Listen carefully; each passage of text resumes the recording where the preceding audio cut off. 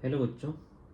तो आइए स्टार्ट करते हैं पाथफाइंडर सीरीज़ में इलेक्ट्रोस्टैटिक चैप्टर से। तो इस पाथफाइंडर सीरीज़ में बेटा हम सभी टाइप के क्वेश्चंस जो इलेक्ट्रोस्टैटिक के अंदर हैं वो कवर करेंगे और चैप्टर वाइज सारे जो क्वेश्चंस हैं पाथफाइंडर के वो हम कवर करेंगे। तो आइए स्टार्ट करते हैं फर्स्ट क्वेश्चन से। अच्छा, फर्स्ट क्वेश्चन बहुत इजी है इसका। ठीक है, ये जो आपका क्वेश्चन है ये आपका मैकेनिकल इंजीनियरिंग में आएगा।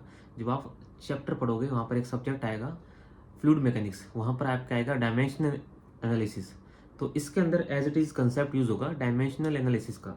हालांकि इसके अंदर अपन कैसे करेंगे क्वेश्चन को देखते हैं 11th या फिर 12th के बेसिस पर।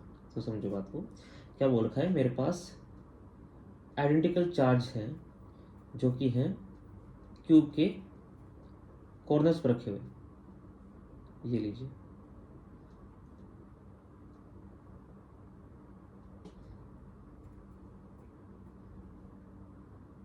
ऐसा कोई क्यूब है। इस क्यूब पर टोटल 8 चार्जेस रखे हुए हैं इस तरह से। ओके, तो किसी एक पर जो फोर्स होगा, नेट फोर्स होगा, वो नेट फोर्स सभी चार्जेस पर क्या होगा बेटा? मैग्नीट्यूड वाइज क्या होगा बेटा? सेम होगा, क्योंकि सारे चार्जेस कैसे हैं बेटा? आइडेंटिकल है। शेप भी कैसी है बेटा? क्यूबिकल है। ठीक है, ओके। तो अभी इस फेस की डिस्टेंस है, सॉरी एक एज की डिस्टेंस है, कितनी देर की बेटा? ए। तो सभी जगह डिस्टेंस कितनी होगी? सभी एजेस की ए होगी। ठीक है, तो अब आप खुद सोचिए कि फोर्स एक वेक्टर क्वांटिटी है, तो किसी एक चार्ज पे फोर्स जो लगेगा वो टोटल बाकी के 7 फोर्सेस के समीशन पर लगेगा। ठीक है, तो 7 चार्जेस है मेरे पास, तो 7 फोर्सेस लगेंगे इस पर, टोटल 7 फोर्सेस लगेंगे किसी एक भी एक चार्ज पर। ठीक है, तो जो ये चार्ज है, जो ये फोर्स आएगा वो प्रोपोर्शनल टू आएगा कि q square by r square, जहां पर आर क्या होगी? डिस्टेंस होगी। अच्छा, जो भी डिस्टेंस होगी चार्जेस की दूसरे चार्जेस से, वो किसकी टर्म्स में लिखी जाएगी? वो प्रोपोर्शनल होगी किसके बेटा? आर प्रोपोर्शनल होगा किसके बेटा? ए के। तो इससे मेरा ये कंसेप्ट आया कि जो ये फोर्स आएगा वो प्रोपोर्शनल आएगा किससे बेटा? Q square by a square के। सर आर ए के प्रोपोर्शनल कैसे होगा बेटा? समझो बात को, ये डिस्टेंस ए है, ये डिस्टेंस कितनी बेटा? ए है। यहाँ से इस चार्जेस की दूरी है ए, और इस चार्ज की दूरी कितनी है बेटा? a/√2।